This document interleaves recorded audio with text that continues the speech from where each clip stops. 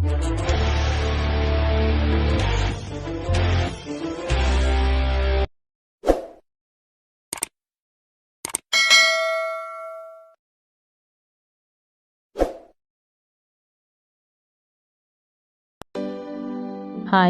ಎಲ್ರಿಗೂ ನಮಸ್ಕಾರ.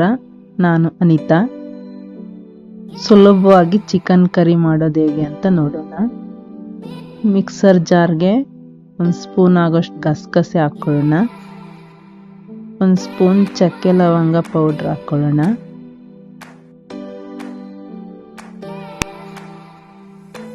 ಖಾರಕ್ಕೆ ಎಷ್ಟು ಬೇಕೋ ಅಷ್ಟು ಖಾರದ ಪುಡಿ ಹಾಕ್ಕೊಳ್ಳೋಣ. ಅದರ ಜೊತೆನೆ 1-2 ಸ್ಪೂನ್ ಧನಿಯಾ ಪುಡಿ ಹಾಕ್ಕೊಳ್ಳೋಣ.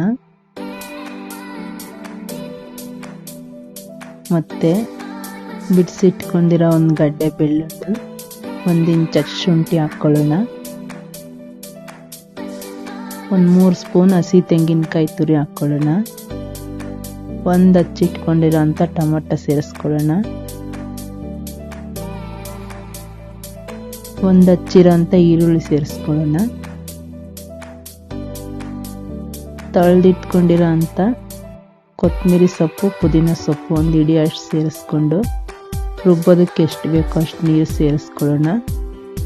ರುಬ್ಕೊಳ್ಳೋಣ. ಮಸಾಲೆ ರೆಡಿ ಆಯಿತು. ಈಗ ಪಾತ್ರೆಗೆ 1-2 ಸ್ಪೂನ್ ಆಗೋಷ್ಟು ಎಣ್ಣೆ ಹಾಕ್ಕೊಳ್ಳೋಣ. ಎಣ್ಣೆ ಬಿಸಿ ಆದಮೇಲೆ ಒಂದು ಸ್ವಲ್ಪ ಜೀರಿಗೆ, ಒಂದು ಸ್ವಲ್ಪ ಸಾಸಿವೆ ಹಾಕ್ಕೊಳ್ಳೋಣ. ಸಾಸಿವೆ ಜೀರಿಗೆ ಸಿಡಿದಾದ್ಮೇಲೆ ಹಚ್ಚಿರೋ ಅಂಥ 1 ಈರುಳ್ಳಿ, 1-2 ಕಡ್ಡಿ ಆಗೋಷ್ಟು ಕರಿಬೇವಿನ ಸೊಪ್ಪು ಸೇರಿಸ್ಕೊಳ್ಳೋಣ. ಒಗ್ಗರಣೆ ಚೆನ್ನಾಗಿ ಫ್ರೈ ಮಾಡ್ಕೋಬೇಕು. ಫ್ರೈ ಆದಮೇಲೆ ತೊಳೆದಿಟ್ಕೊಂಡಿರೋ ಅಂಥ ಚಿಕನ್ ಹಾಕ್ಕೊಳ್ಳೋಣ.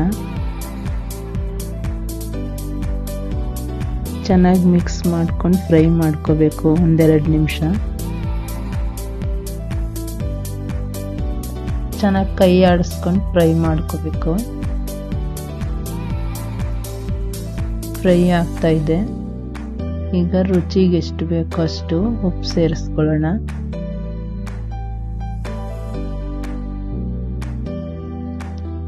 ಒಂದು ಸ್ವಲ್ಪ ಅರಿಶಿನದ ಪುಡಿ ಸೇರಿಸ್ಕೋಬೇಕು, 1/2 ಚಮಚ ಆಗುವಷ್ಟು. ಚೆನ್ನಾಗಿ ಮಿಕ್ಸ್ ಮಾಡ್ಕೊಂಡು ಫ್ರೈ ಮಾಡ್ಕೋಬೇಕು.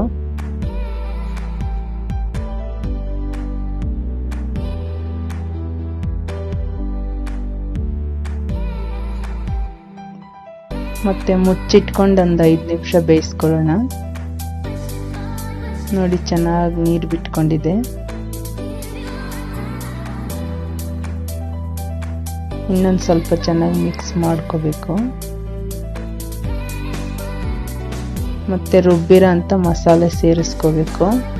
ಮಸಾಲೆ ಸ್ವಲ್ಪ ಒಗ್ಗರಣೆಲ್ಲೇ ಫ್ರೈ ಮಾಡ್ಕೋಬೇಕು 5 ನಿಮಿಷ.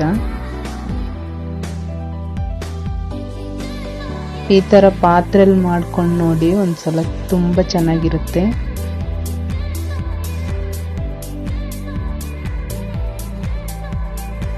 ಒಂದು 5 ನಿಮಿಷ ಚೆನ್ನಾಗಿ ಕುದಿಸ್ಕೊಂಡಾದ್ಮೇಲೆ ಎಷ್ಟು ಬೇಕೋ ಅಷ್ಟು ನೀರು ಸೇರಿಸ್ಕೋಬೇಕು. ಇನ್ನು ಸ್ವಲ್ಪ ರುಚಿ ನೋಡಿಕೊಂಡು ಉಪ್ಪು ಸೇರಿಸ್ಕೊಂಡ್ರೆ ಆಯಿತು. ಮೊದಲೇ ಉಪ್ಪು ಹಾಕ್ಕೊಂಡಿದ್ದೀವಿ. ಒಂದು 5 ನಿಮಿಷ ಕುದಿಸ್ಕೊಂಡ್ರೆ ತುಂಬ ಸುಲಭವಾಗಿ ಮಾಡೋ ಚಿಕನ್ ಕರಿ ರೆಡಿ.